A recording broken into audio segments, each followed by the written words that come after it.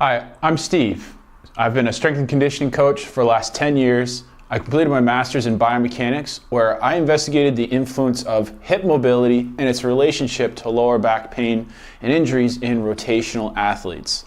The role of a strength coach is to help their clients reach their goals, and as a certified strength and conditioning specialist, the best way I found to do this is by giving my clients a real understanding of what's happening in their bodies, but more importantly, how the training and the exercises that we're performing is actually going to be helping them.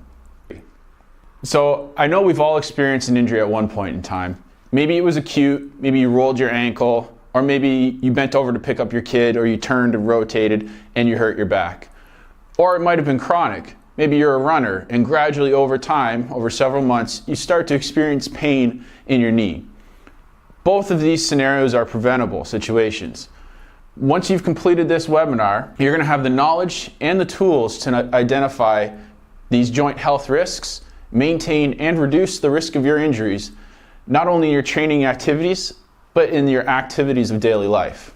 Unfortunately, in the world of fitness, the terms flexibility and mobility are often used interchangeably, when in reality, they actually represent the complete opposite ends of the spectrum of movement.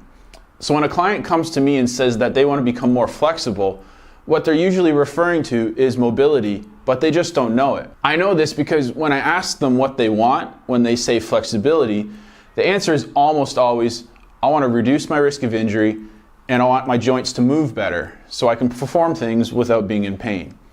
That describes mobility, not flexibility. So flexibility is passive. It's a passive range of motion that the joints can express. What I mean by this is there is zero input from the central nervous system, essentially your brain. For example, if I use my hand and force my knee up into the air to create this angle at my hip, which is called hip flexion, that is flexibility. So my brain is not controlling that position. My hand, an external source, is creating that movement.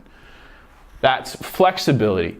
Now, mobility is how much range of motion I can produce with the tissues that actually surround that joint. So if I can bring my knee as high as it can into the air, that is my mobility. So you see the difference between the range of motion with passive and then the range of motion with active. So a healthy joint is one that has as little difference between those two. So why is this distinction important? Having mobility is absolutely crucial if you want to mitigate injuries and perform optimally. Unfortunately, most of us spend time in these passive positions. If you're sitting at the desk, you're sitting in your big comfy chairs at work, you're sitting on the train, or you're sitting in your car going home. All those passive positions are reducing that neural, which means your brain, input into those tissues, meaning your brain is not controlling that position. The problem is if you spend enough time in these passive positions, your nervous system loses the ability to communicate and control those tissues. Essentially, it's a use it or lose it scenario. Where this leads to problems is when you do go and perform these movements or activities such as gardening or pick up groceries or playing with your kids, and those joints aren't prepared because you haven't been actively using them, that's when injuries happen. Injuries occur when we take a joint beyond a range of motion it can control.